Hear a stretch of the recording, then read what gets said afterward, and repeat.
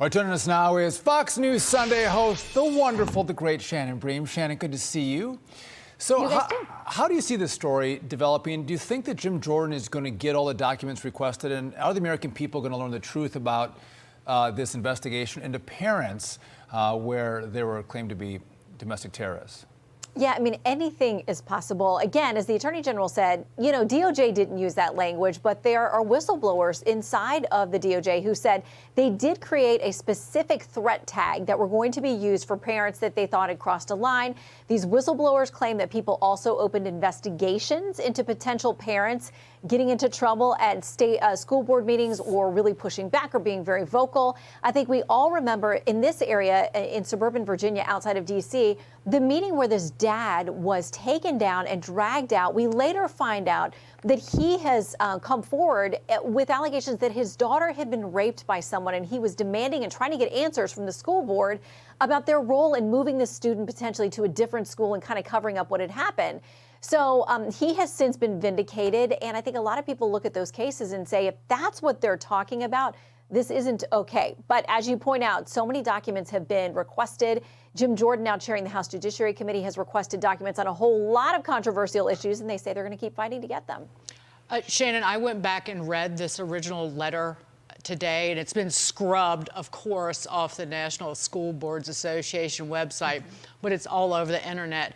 And when you read it, referring to parents' activities, speaking up at school board meetings as akin to domestic terrorism, the complaint in the letter of a lot of parents is they are creating chaos because they're upset about their children wearing masks. And as we know now, we knew then that children didn't need to be masked because, again, just the science about children spreading the virus. But now we know they never needed to be masked up. Now we know. And so it certainly should make any parent irate that was kind of a lot of the basis of the complaint in this letter.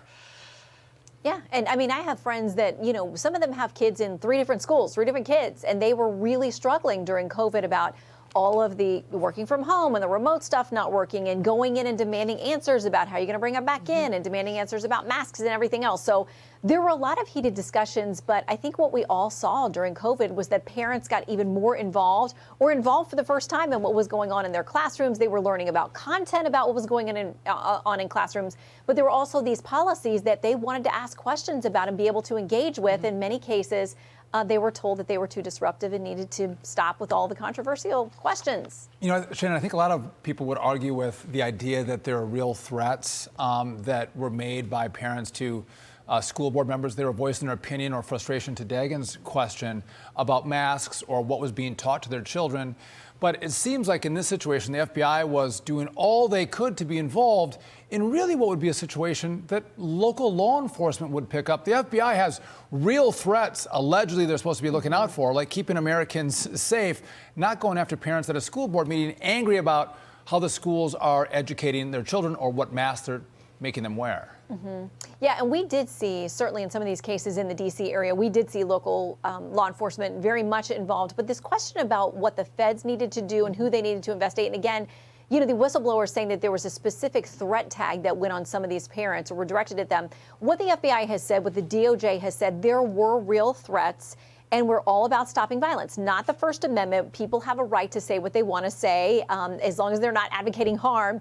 But there are cases where there are actual threats of violence, and that's where we get involved. Short of that, we're not out there to police speech or questions. There are parents out there who will say, we felt the message was otherwise communicated to us, that we really needed to be careful about what we were saying at these meetings. Not a violent threat, but asking questions that were considered disruptive.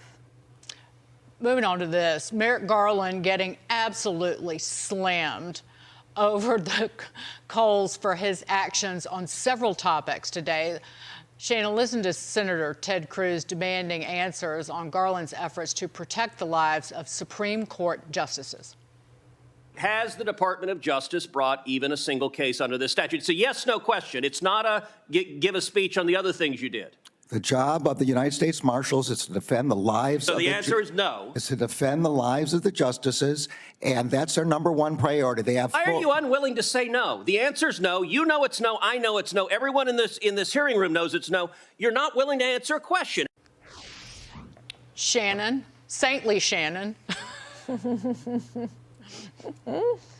Yes. Okay, let me tell you this. I have reached out to find out that there are, and this has been ongoing, but I confirmed today, there are still protests that are going on at Supreme Court justices' homes. You don't hear about it all the time. It is still happening on a regular basis. The Supreme Court police force is working hard. They are the protective force. The marshals are also involved. But you know what the AG is saying is if they don't think something on site, meaning the marshals, rises to the level of getting involved, then we're not going to do that. But remember, there is this federal statute that talks about the fact that people cannot be demonstrating outside the homes of judges in a way that is supposed to intimidate them or attempt to sway them with respect to the decisions that they're making. And we've all seen video of some of these protests. I think they've probably tapered off some, but they're still happening. But in their heyday, there were people with bullhorns and screaming and, drums and all kinds of things. And it was really hard for a lot of people to understand how that didn't violate the statute and immediately trigger some kind of potential arrest situation. The Attorney General is deferring to those marshals on site. And it goes to the point after the leak on the Dobbs decision, which was going to potentially overturn Roe v. Wade. That's when you saw everyone come out and start protesting and, to your point, trying to influence potentially justices and the decision that they made. But it seems like Merrick Garland, if it's a left-wing set of ideology, he is on it. But if this is left-wingers protesting justices on a case that Garland is opposed to, he's nowhere to be seen, not using the criminal statutes that he has in his back pocket to prosecute people who are protesting and trying to influence justices outside their homes.